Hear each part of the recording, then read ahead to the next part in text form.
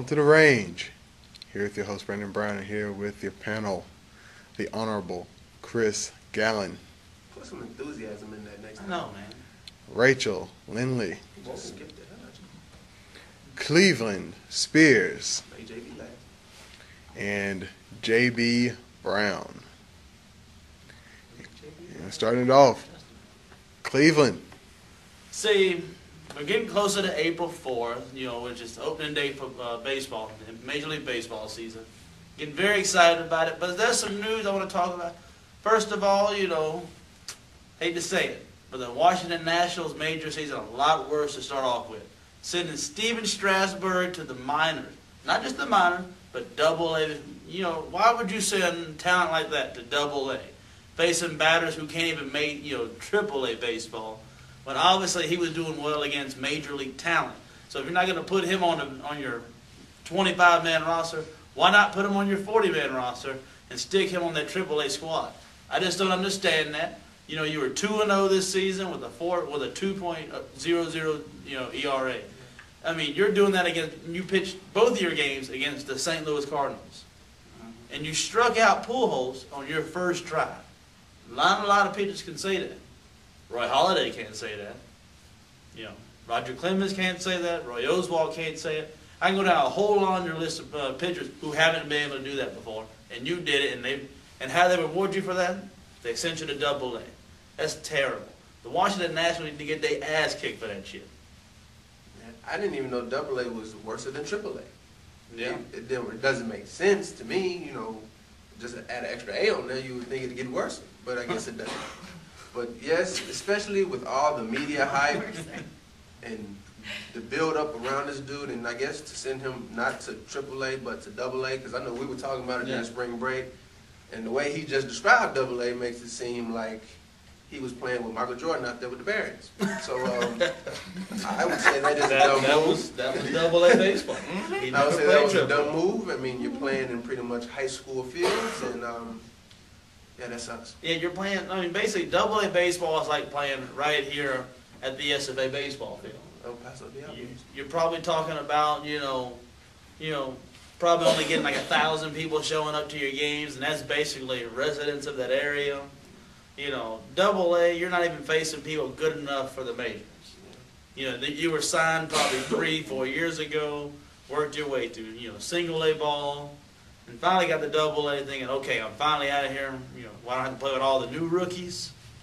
But you're not playing against people who get to make it to the major leagues, at least soon, that is. People in Double-A usually don't make this, the major league club for another 2 years. So I have to say it. It is terrible. And it's pretty pointless. And it's pretty pointless because this dude is $15 million richer. Yeah. I mean, so what's the point in sending him to Double-A? I mean, he's going to be He is now the richest pitcher in Double-A ball. History. The richest one in history. Yeah. I mean, he signed the biggest contract from a rookie, #1 draft pick, what he was. He signed a $100 million contract, in which $50 million is guaranteed just for him making the team. That will double once he makes the big league club, which I believe will happen in May or June. I have another baseball question. How you feel about the Twins and Bauer and their contract? Well, the Twins, $184 million. Yeah, the Twins, they've always been able to take care of business. I mean, they've always, they may be in the American League Central with Cleveland, and all of, Detroit and all those, but they have always held their own. Last year, because of Joe Mauer, leading the way, they actually made up 12 games in 1 month. So, I was very happy to see, the Twins getting back in the mix, closing down the Metrodome. Now they will finally play baseball outside in Minneapolis for the first time since '79. So that'd be pretty cool. They close down the dome with a Central Division championship, which I like to see. Joe Mauer, one of the best catchers in the game. Yeah. So to sew him up, for the next 8 years was huge. And the only person that's happy about that is the Tampa Bay Rays coach Joe Madden. So the amount of money, because usually the Twins, when they sign people, they're payroll. They're very low payroll. Low payroll. So do you think it might have a backlash for them signing him to such a big contract, knowing that catchers have like a shorter career as far as like how good they are till Well- the end? Because you know, like Mike Piazza, you know, he died out pretty close. He died out pretty Yeah, he quit. early, like what, like 34 or so, 34. and Mauer's what, 31, 30, Well, he's only 30 right now. 30. And I you mean, know, Pudge simmered. Pudge, he simmered down. he like, simmered because he got down. hurt. Yeah, so you know, Well, you gotta remember, most catchers are not offensively productive. You know, so all they do is focus just on playing the catcher position.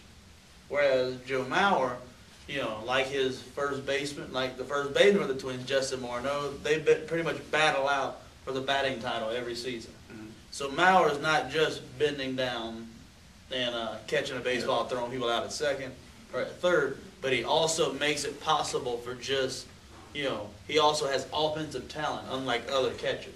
You know, I know everybody says, you know, Piazza leads all catchers in Major League history with more home runs than any other catcher, which will be broken by Joe Mauer after this 8-year contract's over.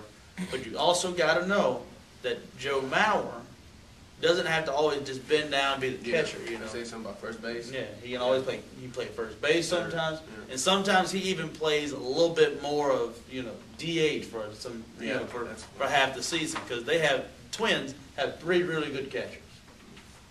You know, so Joe Mauer doesn't always play catcher. Yeah. And as long as he stays in an American League club, he can just be a he can DH. always just Yeah. be a DH sometime, and that's something Mike Piazza never had. Yeah. Yeah, man.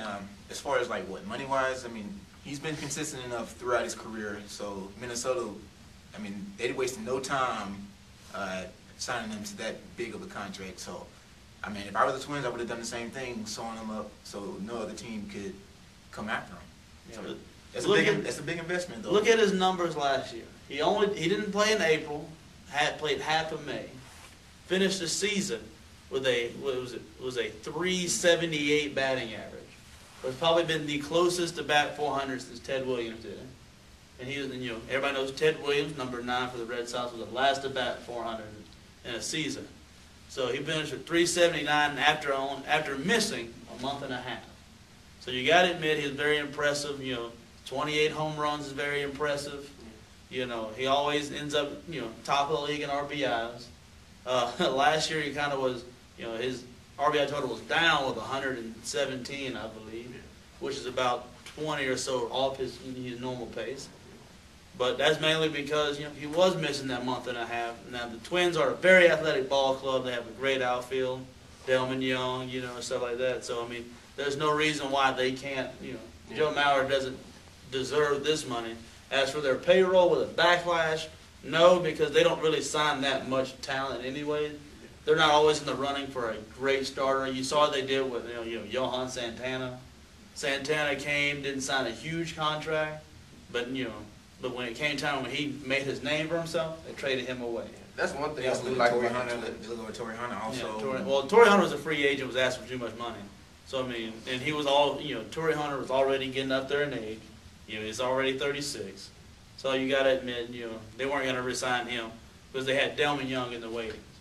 Delman Young is just another Torrey Hunter. That's one thing I do like about the Twins. They can find talent without dishing out so much money. So that is a good thing. Yeah, kind of like within the system, they can just Yeah. pull somebody Instead up. of just being like the Yankees, just throwing the most amount of money out there just to get somebody real big. The big teams that, you know, the teams that I believe always, you know, go off of, you know, just minor league talent and kind of build their teams are the Rays, the Marlins, and the Twins. Those are the only 3 teams that I know that will go strictly off of major league talent and not focus just purely on the, you know, getting big name stuff. They don't need big name people. Yep. You know, Joe Mauer will finish out his 8-year contract. He's not going to get traded because the Twins need him too much. And The son of the city. yeah, he is. I mean, they've already given him the keys to Minneapolis. So trust me, it's going to be very interesting to watch. Hopefully, I can't wait to see Joe Mauer out there again. He's one of probably the best guys in baseball. So right now we're going to end this out first segment right here, talking about a little bit of baseball. We'll be right back here on the road.